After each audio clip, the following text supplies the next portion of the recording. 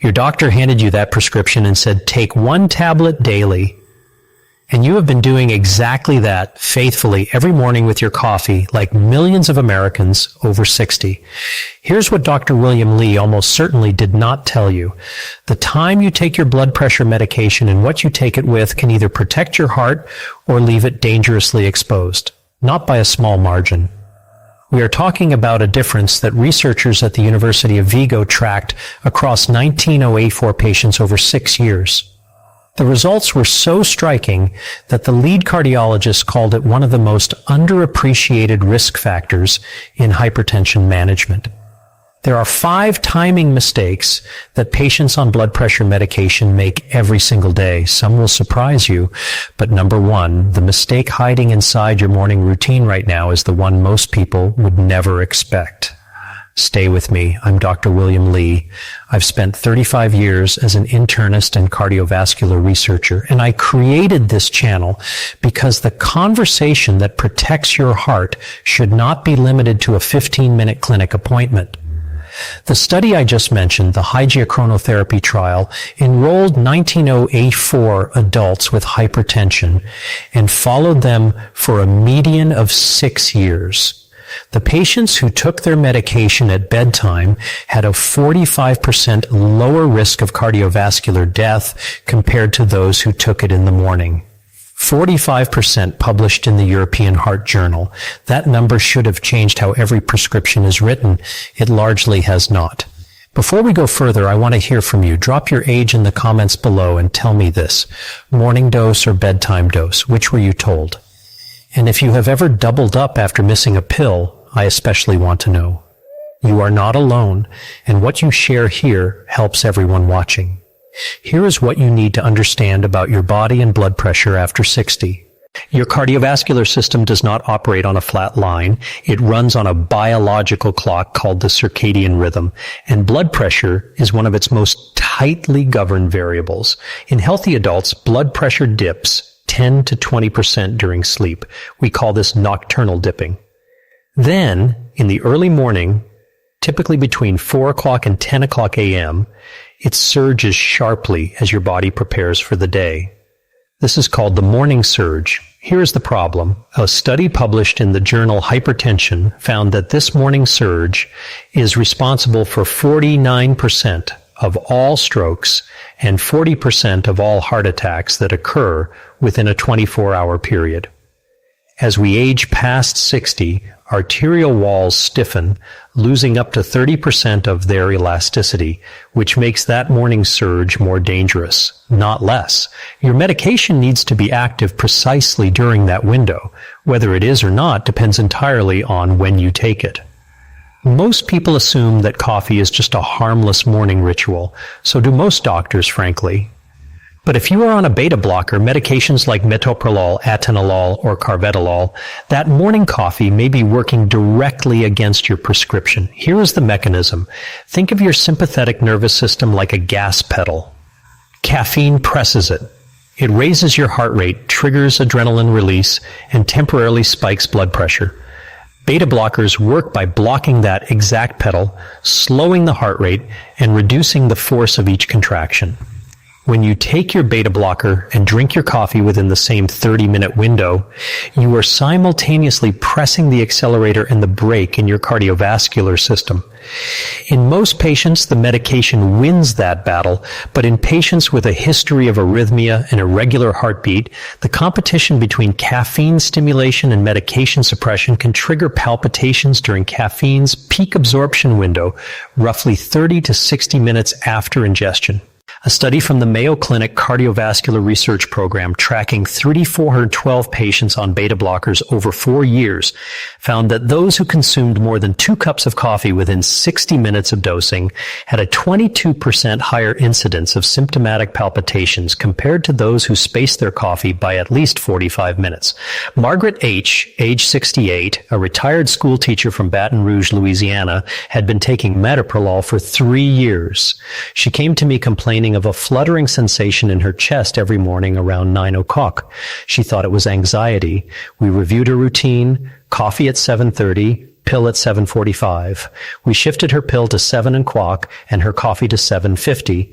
The palpitations resolved within 2 weeks. She told me, "Why did no one ever ask what time I had my coffee?"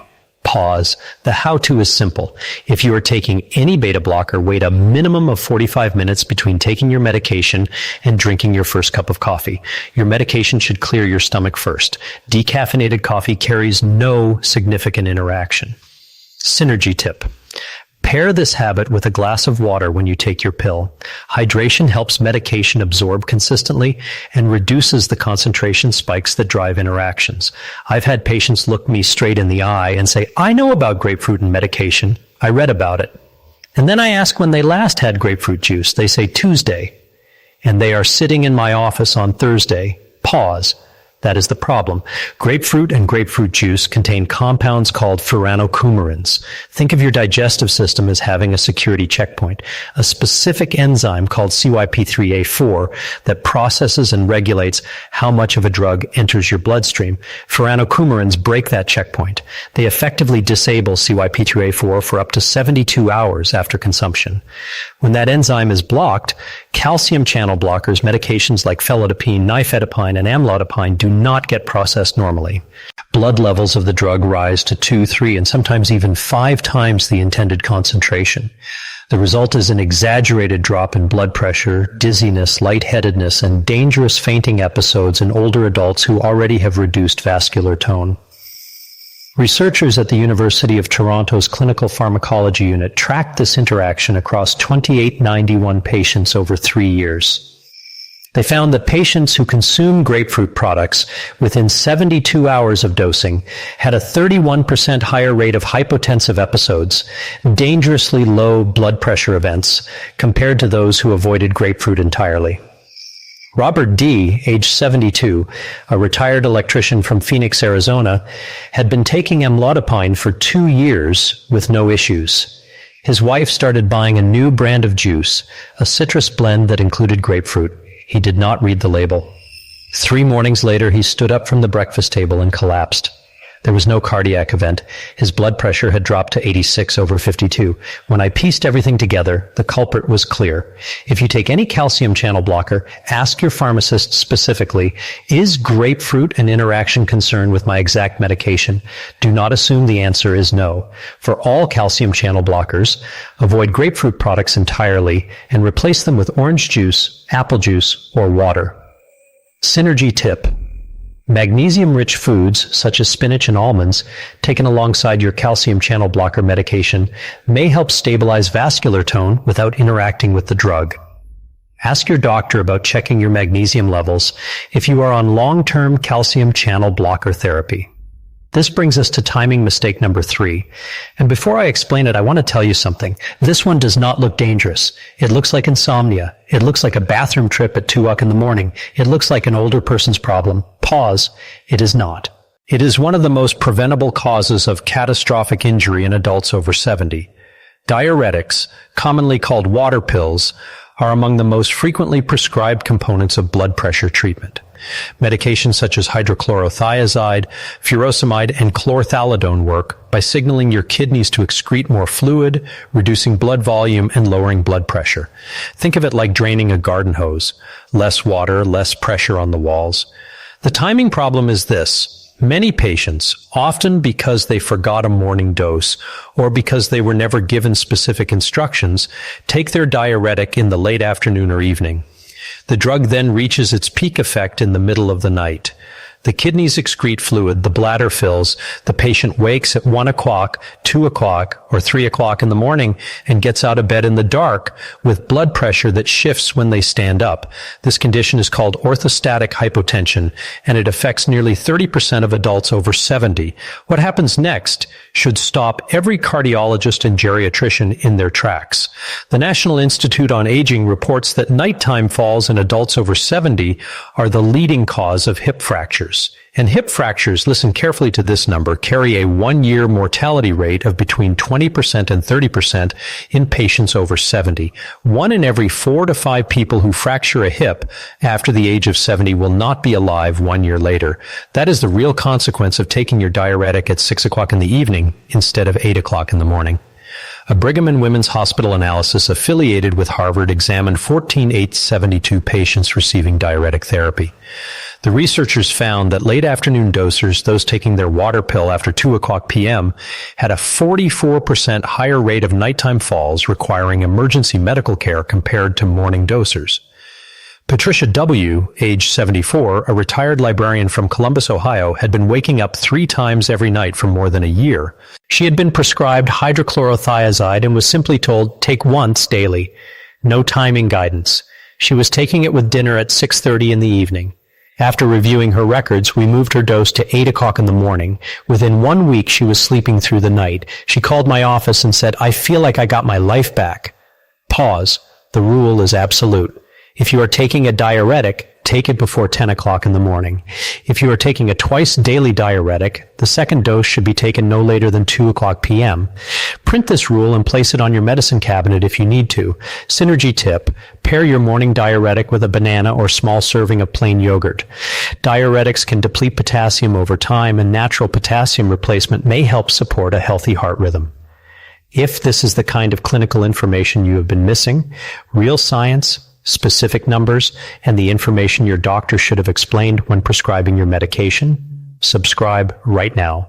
Every week, I publish videos like this one, peer-reviewed science translated into language that actually helps you make better decisions about your health. The subscribe button is right there. It costs you nothing, and it may save you everything. You have done it. I know you have, because nearly every patient I have ever treated has done it at least once.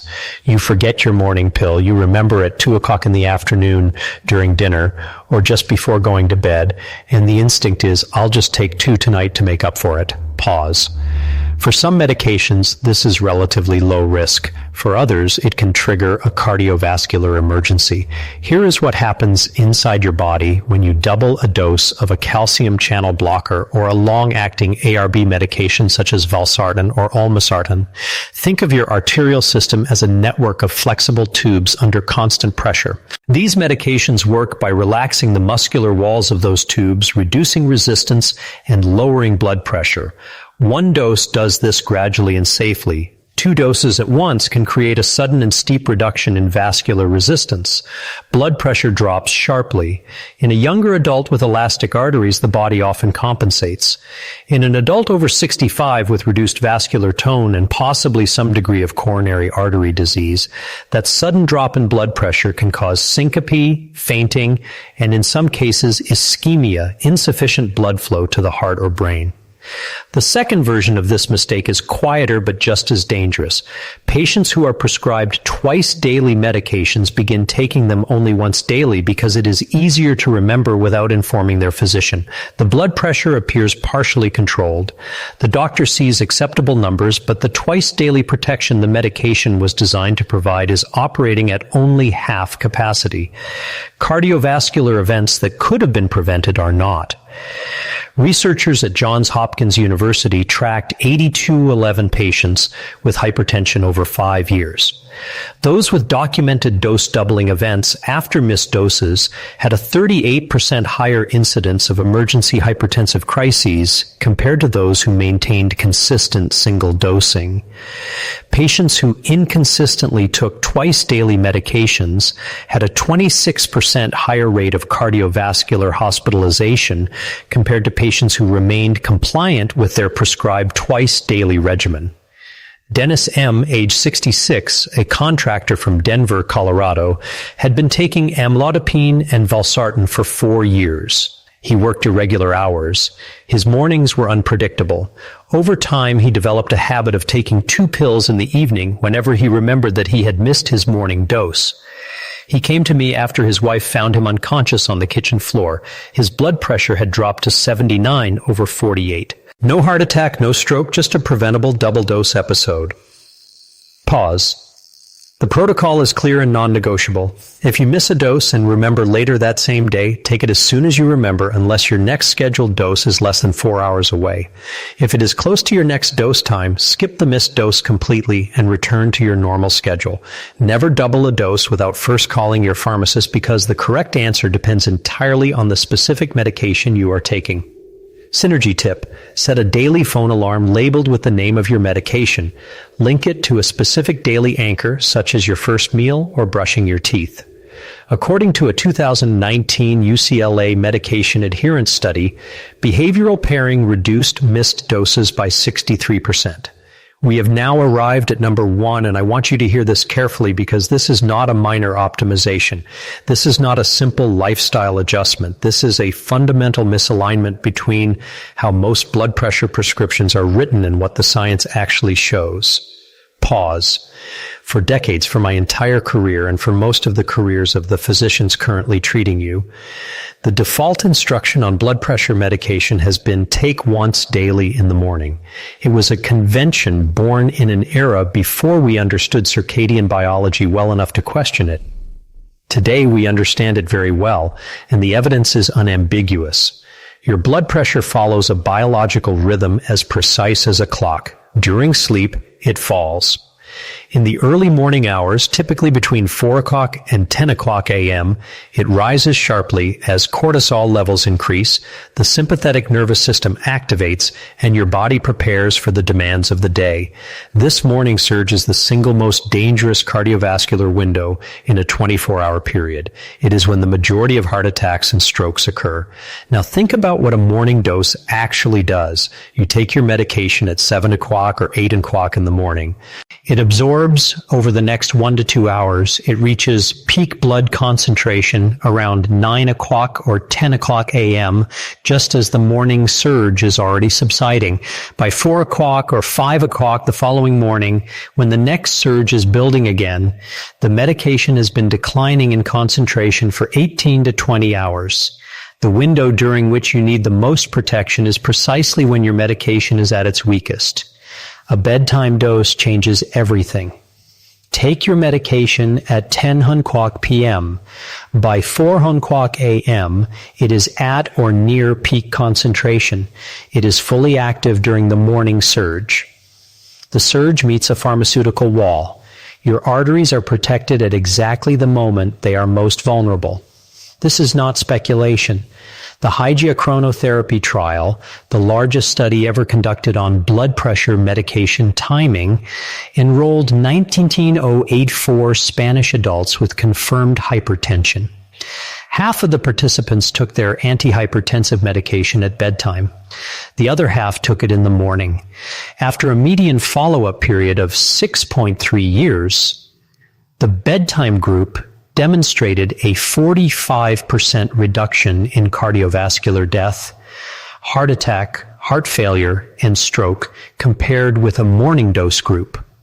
45%, that is not a small effect. That is the kind of number that should appear directly on the prescription label. A 2022 meta-analysis published in the Journal of the American Heart Association reviewed 11 randomized controlled trials involving 1,400 patients. The analysis found consistent evidence that evening dosing of ACE inhibitors and ARBs produced superior nocturnal blood pressure control, better suppression of the morning blood pressure surge, and meaningfully improved long-term cardiovascular outcomes. The authors concluded that clinicians should consider individualized dosing schedules based on each patient's circadian blood pressure pattern. Eleanor F., age 79, a retired opera singer from Chicago, Illinois, had been taking lisinopril for 11 years. She took it every morning at 8 o'clock a.m. Her blood pressure appeared controlled on paper. Her office readings were acceptable. But when her cardiologist ordered a 24-hour ambulatory blood pressure monitor, the data revealed a very different story. Her blood pressure surged to 162/94 between 5 o'clock and 7 o'clock every morning. She was, as I often tell my patients, controlled at the wrong time of day. We switched her medication to bedtime dosing. 3 months later, her ambulatory monitoring showed complete suppression of the morning surge. Her cardiologist told her that her cardiovascular data looked better than it had in more than a decade. Eleanor told me, "I wish someone had told me this 11 years ago." There is an important caveat I owe you. The Hypertension trial has been questioned on methodological grounds by some researchers. Several subsequent studies, including the time trial in the United Kingdom involving 21104 patients, did not find a statistically significant difference between morning and bedtime dosing in cardiovascular outcomes. The science is not fully settled. What is settled is this: bedtime dosing has not been shown to be harmful, and for many patients with non-dipping blood pressure patterns, it may offer substantial benefit. The only way to know whether you are one of those patients is to ask your physician for 24-hour ambulatory blood pressure monitor. That test tells the full story of your circadian blood pressure pattern, and it is the single most powerful tool available for personalizing the timing of your antihypertensive medication. Here's the most important action item from this entire video. At your next appointment, ask your doctor one simple question. Should I be taking my blood pressure medication at bedtime instead of in the morning? And then ask, would an ambulatory blood pressure monitor help us decide? That one question may be worth more than anything I could prescribe through a screen. Synergy tip. If you switch to bedtime dosing, take your medication 30 minutes before you lie down, not after you are already in bed. This allows proper initial absorption. Pair it with a consistent bedtime routine. The consistency of timing matters just as much as the timing itself. Melatonin secretion typically peaks around 10 o'clock p.m. and may provide a natural physiological ally for medication absorption during the overnight period. I want to speak to you directly for a moment, not as a patient, not as a viewer, but as a person, because everyone watching this is managing something, a prescription they have been taking for years, a concern they carry quietly, a body that does not always behave the way it once did. Here's what I want you to remember. The fact that blood pressure medications exist, that we can chemically intervene in one of the body's most essential biological rhythms and reduce the risk of stroke and heart attack by 30, 40, or even 45% is one of the genuine achievements of modern medicine. You are not failing because you take medication. You are using a tool. And like any tool, how you use it matters just as much as whether you use it at all. Aging is a biological process. Some aspects of it are inevitable, but the morning surge your arteries face each day, the timing windows your medication needs to cover, and the interactions hidden in your grapefruit juice or morning coffee, these are not destiny. They are variables, and variables can be managed with knowledge. Pause. This channel exists because I believe every person has the right to make informed decisions about their own body. The dignity that comes from understanding your health is not a privilege. It is something you deserve at 60, at 70, at 80, and beyond. So, here is my question for you today. Which of these 5 mistakes surprised you the most, and which one will you take action on before your next dose? Tell me in the comments below, and tell me your age. Your experience may be exactly the insight another viewer needs. If this video gave you something valuable, something your last appointment did not, subscribe to this channel. Every week I publish videos like this one. Peer-reviewed science, specific numbers, real clinical context, practical information for adults over 60 who deserve honest, evidence-based guidance about their health. I'm Dr. William Lee. I've spent 35 years in medicine, and this is the conversation that should have happened in the exam room. Pause. I'll see you next time.